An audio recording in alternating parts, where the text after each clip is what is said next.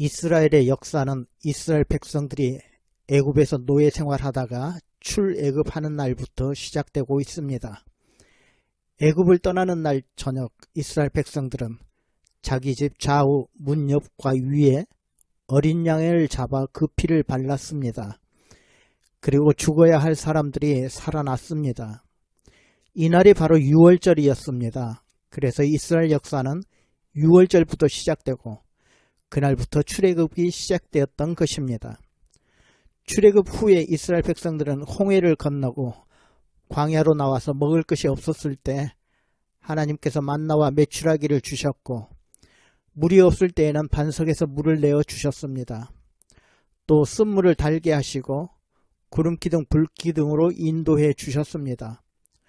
광야에서 사는 아말렉 사람들이 공격해 왔을 때도 하나님께서 지켜주셨습니다. 이렇게 하나님에 대한 기적을 체험하며 지내온 이야기들이 출애굽기 1장부터 18장까지 나오고 있습니다.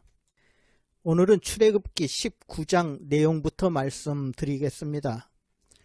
지금까지 내용이 초등학교 수준이라면 이제부터는 중고등학생들이 배워야 할 수준 높은 내용들이 나온다고 보실 수 있습니다.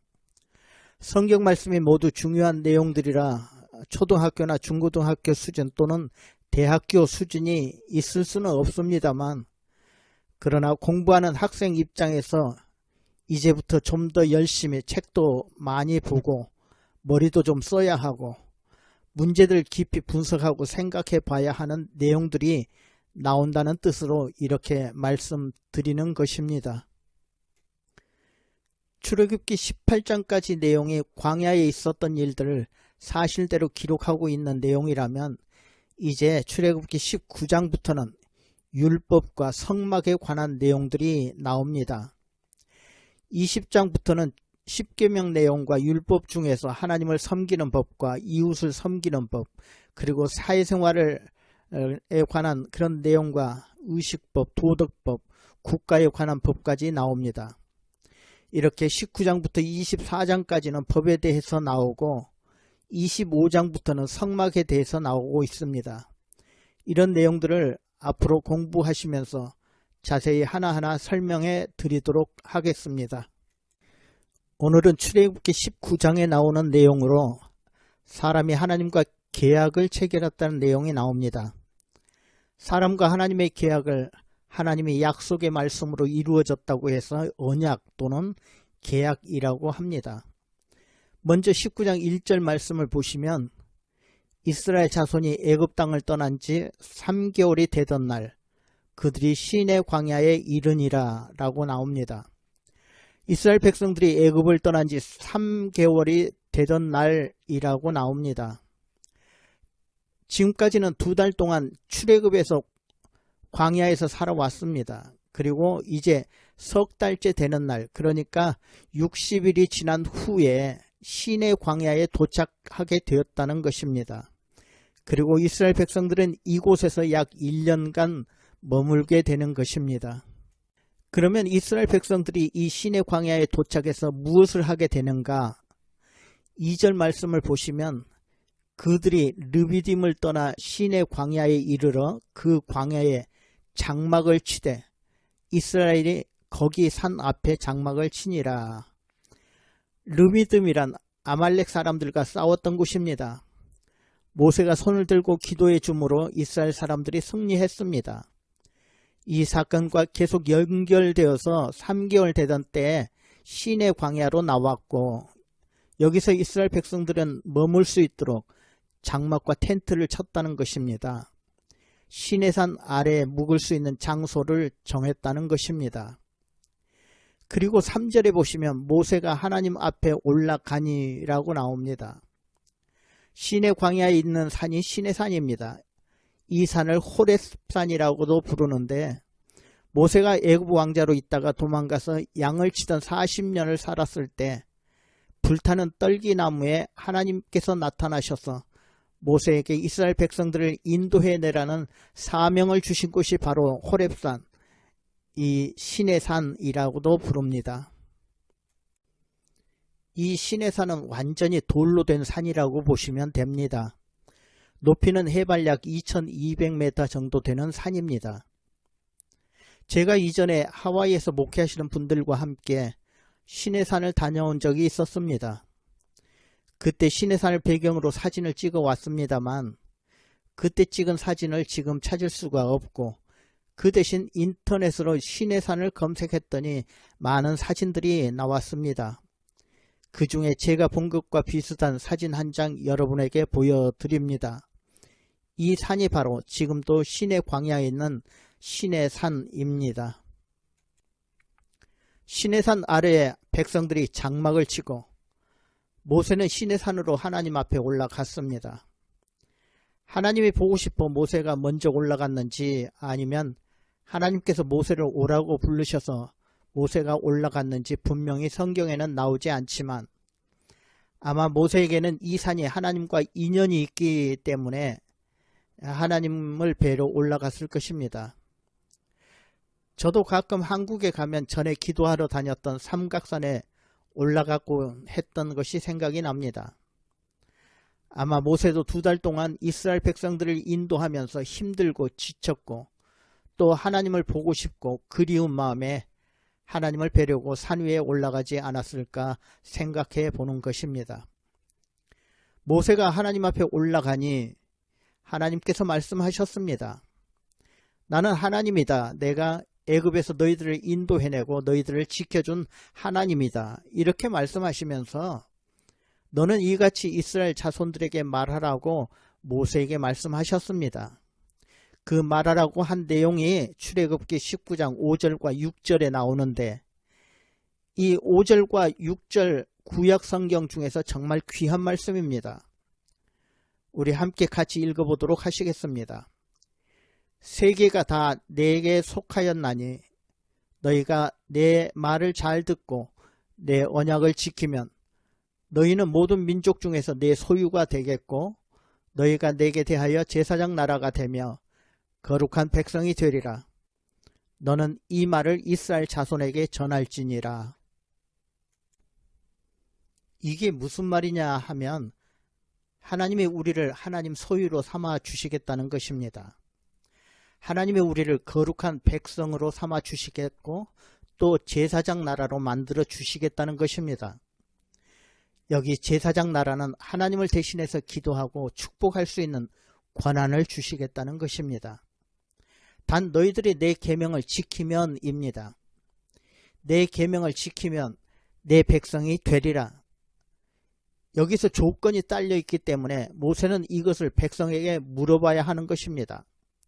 만일 백성들이 좋다고 하면 하나님과 계약이 성립되는 것입니다. 그래서 이 구절의 말씀을 하나님과 맺은 약속으로 시내산의 언약이다 이렇게 말하고 있습니다. 하나님께서 아브라함과도 약속을 하셨습니다. 아브라함을 처음 부르실 때 창세기 12장 1절에서 3절에 나오는 내용입니다. 내가 너로 큰 민족을 이루고 내게 복을 주어 내 이름을 창대하게 하리니 너는 복이 될지라. 너를 축복하는 자에게는 내가 복을 내리고 너를 저주하는 자에게는 내가 저주하리니 땅의 모든 족속이 너로 말미암아 복을 얻을 것이라. 이렇게 약속하셨습니다.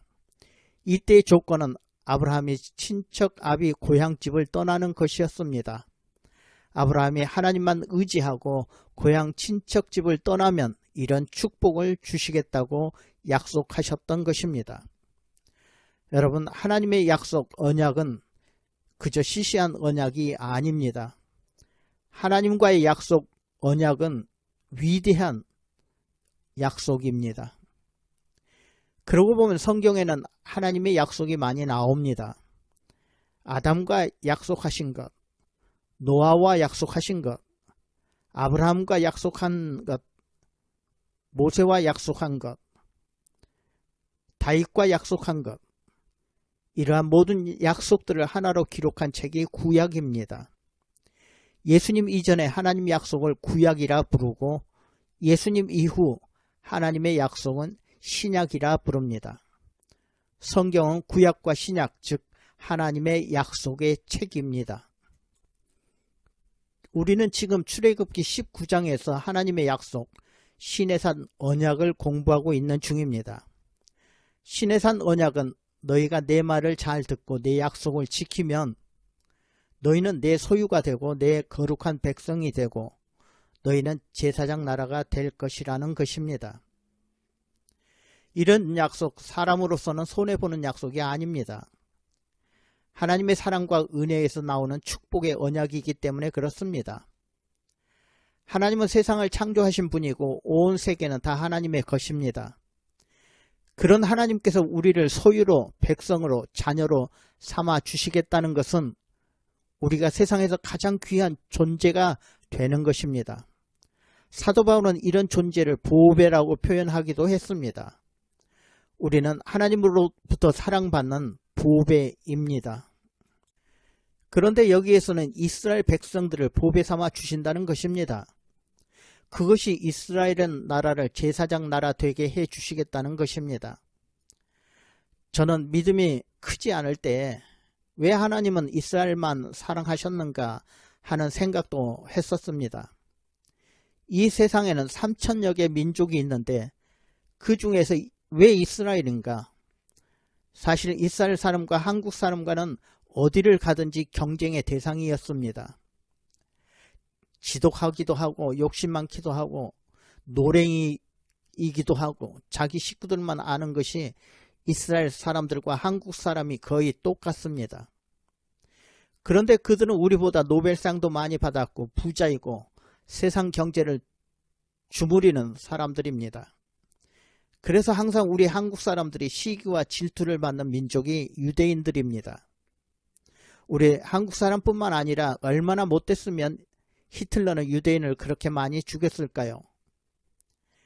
그런데 이제 알았습니다.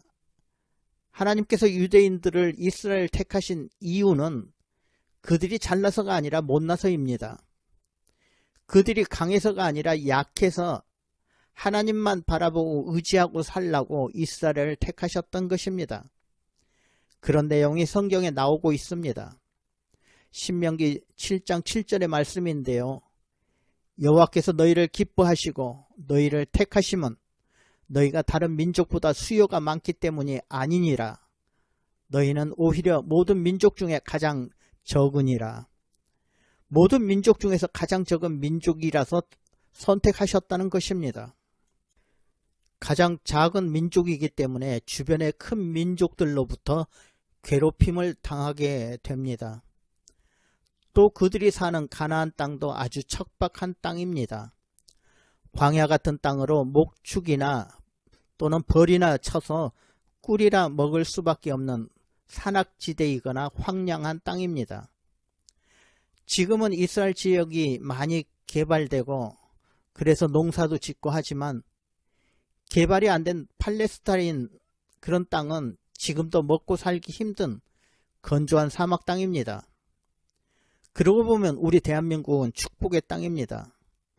유대인들 미워할 필요가 없고 질투할 것 전혀 없습니다. 여기 제사장 나라로 만들어 주시겠다는 것도 주변의 여러 나라에 하나님을 보여주고 많은 큰 나라 열국 사이에서 하나님을 의지하는 나라로 작은 나라가 큰 나라를 위해서 기도하는 제사장 나라의 모습이 되게 하신다는 것입니다. 오늘 우리 그리스도인들도 하나님께서 우리를 거룩한 백성 삼아 주시고 자녀되게 해주시고 또 왕같은 제사장 되게 해주셨습니다. 우리의 믿음의 모습들이 다른 사람들에게 또는 우리보다 강한 사람들에게 우리의 믿음을 보여주라는 것입니다. 이런 하나님의 언약에서 우리는 하나님의 크신 뜻을 엿볼 수가 있는데 하나님께서 이스라엘을 인도하신 목적이 이스라엘 백성들이 가나안으로 들어가서 거기에서 잘 먹고 잘 살게 하시려는 것이 아니었다는 것입니다. 하나님의 목적은 하나님 말씀대로 살면서 하나님에 속한 거룩한 사람들이 되고 하나님을 대신해 남에게 복을 빌어줄 사람들이 되기를 원하셨던 그런 하나님의 마음을 엿볼 수 있는 것입니다. 모세가 하나님 산에 올라가서 하나님의 언약을 받아 내려왔습니다. 그리고 백성들의 의견을 묻습니다. 그런데 누가 이 좋은 약속을 싫다고 하겠습니까? 여러분도 하나님의 약속에 동의하십니까? 하고 물었을 때 모든 백성들이 내 약속을 지키겠습니다 라고 말합니다. 그 내용이 7절과 8절에 나옵니다. 모세가 내려와서 백성의 장로들을 불러 여호와께서 자기에게 명령하신 그 모든 말씀을 그들 앞에 진술하니 백성이 일제히 응답하여 이르되 여호와께서 명령하신 대로 우리가 다 행하리이다. 백성들이 좋게 생각하고 하나님 약속대로 하겠다고 말했습니다. 그래서 모세가 그대로 다시 올라가서 하나님께 전해드렸습니다. 그랬더니 하나님께서 그러면 나와 너희 이스라엘 백성들이 계약을 하자. 출애굽기 19장 10절에 나옵니다. 너는 백성들에게로 가서 오늘과 내일 그들을 성결하게 하며 그들에게 옷을 빨게 하고 셋째 날을 기다리게 하라. 이는 셋째 날에 나 여호와가 온 백성 앞에 강림할 것이니. 하나님께서 직접 오셔서 말씀하시겠다고 하시면서 지금까지 2달 정도 입고 있었던 그 더러운 옷들 좀 빨고 또 깨끗하게 차려입고 목욕도 하고 샤워도 하고 기다리라는 것입니다. 드디어 3일째 되는 날이었습니다. 어떤 일이 일어났을까요? 성경 그대로 읽어보겠습니다. 셋째 날 아침에 우레와 번개와 빽빽한 구름이 산 위에 있고 나팔 소리가 매우 크게 들리니 진중에 있는 모든 백성이 다 떨더라. 모세가 하나님을 맞으려고 백성들을 거느리고 진에서 나오매 그들이 산 기슭에 서 있는데 시내산의 연기가 자욱하니 여호와께서 불 가운데서 거기 강림하심이라. 그 연기가 옹기 가마 연기같이 떠오르고 온 산이 크게 진동하며 나팔 소리가 점점 커질 때에 모세가 말한즉 하나님이 음성으로 대답하시더라. 여기서 모세가 무슨 말을 했는지 하나님이 어떻게 음성하셨는지 성경에는 나오지 않지만 아마 모세가 하나님 하고 부르니까 하나님이 응 나다 하신 것 같습니다. 그런데 성경에는 이런 내용 안 나옵니다. 그냥 모세가 말한즉 하나님이 음성으로 대답하시더라 라고만 나옵니다. 그리고 20절 말씀을 보시면 백성들이 나 여호와를 보려고 밀고 들여오려고 하다가 사람들이 많이 죽겠다. 너는 내려가서 백성들을 올라오지 못하게 하라고 그렇게 말씀하신 내용이 나옵니다. 그리고 모세에게 따로 사람들이 지켜야 할 계명 즉 율법을 주시는 것입니다. 출애굽기 20장부터 산으로 올라온 모세에게만 하나님께서 이스라엘 백성들을 지켜야 할 그런 내용들을 말씀해 주셨습니다. 그 내용이 출애굽기 20장부터 23장까지 아주 길게 나옵니다. 10계명으로부터 여러가지 율법을 알려주셨습니다. 이 율법의 내용에 대해서는 다음 수요 공부 때 자세히 말씀드리려고 합니다. 시내산 위에서 10계명의 내용과 여러가지 율법의 내용을 듣고 기록하고 내려온 모세가 모든 백성들 앞에 다시 섭니다. 24장 3절에 나옵니다. 모세가 와서 여호와의 모든 말씀과 그의 모든 율례를 백성에게 전하며 그들이 한 목소리로 응답하여 이르되 여호와께서 말씀하신 것을 우리가 다 준행하리이다. 백성들이 모두 다 좋다고 약속했습니다. 그래서 출애굽기 24장에 보시면 하나님과 이스라엘 백성들 사이에 언약식이 거행되는 과정이 나옵니다. 산 아래에 제단을 쌓고 이스라엘 12지파대로 12기둥을 세우고 소를 잡고 번제와 화목제를 드리고 짐승을 잡아 피를 제단에 뿌리고 모세가 언약서를 낭독합니다. 그리고 백성들이 이 모든 말씀을 우리가 준행하겠습니다 하고 짐승의 피를 흘림으로 언약이 성사된 것입니다. 이때 흘린 피가 언약의 피입니다. 그런 후에 모세와 아론과 이스라엘 장로 70인이 산에 올라가서 하나님을 만나 뵙고 하나님 앞에서 식사를 하게 되는 것입니다. 그러나 하나님께서 그들을 죽이지 않으셨습니다. 이런 내용이 출애굽기 24장에 자세히 나옵니다. 여러분도 한번 성경을 직접 읽어보시면서 확인해 보시기를 바랍니다.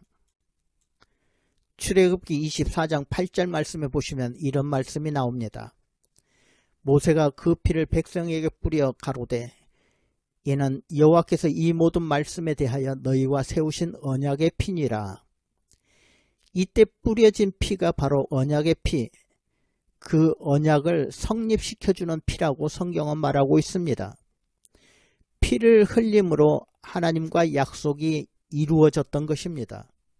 그래서 이때 흘린 피가 바로 언약의 피입니다. 이 언약의 피라는 말은 신약 성경에도 나옵니다. 예수님께서 최후의 만찬을 하실 때 예수님 자신이 십자가에 피 흘려 죽으신 이유가 바로 하나님께서 인간을 구원하시는 언약을 이루시기 위해 흘린 언약의 피라고 말씀하고 계십니다. 이 예수님의 피로 우리도 하나님과의 언약이 성사되었고 우리도 하나님의 소유가 된 자녀이고 거룩한 백성이고 또 왕같은 제사장이 된 것이라고 믿으시기를 바랍니다. 하나님과 이스라엘 백성들이 맺은 시내산 언약, 이 언약을 통해 불평들하고 원망하고 또 부족한 사람들이 하나님의 소유가 되었습니다. 그리고 이제는 보물 같은 백성으로 바꾸어진 것입니다. 노예의 자식으로 노예로 살던 사람들이 이 시내산 언약으로 거룩한 백성이 되고 제사장 나라가 되었습니다. 버려진 사람들이 구별된 사람으로 변했던 것입니다. 마치 거지가 왕자가 된 것과도 같습니다. 이 시내산 언약이 있기 전까지 그들은 세상에서 소중한 사람들이 아니었습니다. 이 시내산 언약 이전의 사람과 시내산 언약 이후의 사람은 완전히 다른 존재들입니다. 오늘날 우리도 마찬가지입니다. 예수님 십자가 이전의 우리와 예수님 십자가 이후의 우리의 가치는 완전히 다른 것입니다. 몸도 외모도 오히려 우리는 늙어 힘이 없지만 그래도 우리는 영적으로 하나님의 백성이요 자녀요 거룩한 백성이 된 것입니다. 또 남들을 위해 축복해 줄 수 있는 제사장들입니다. 오늘 말씀을 통해 이런 언약의 하나님을 믿으시고 한 주간 승리하시는 모든 분들 되시기를 바랍니다. 다음 수요일에 다시 뵙겠습니다.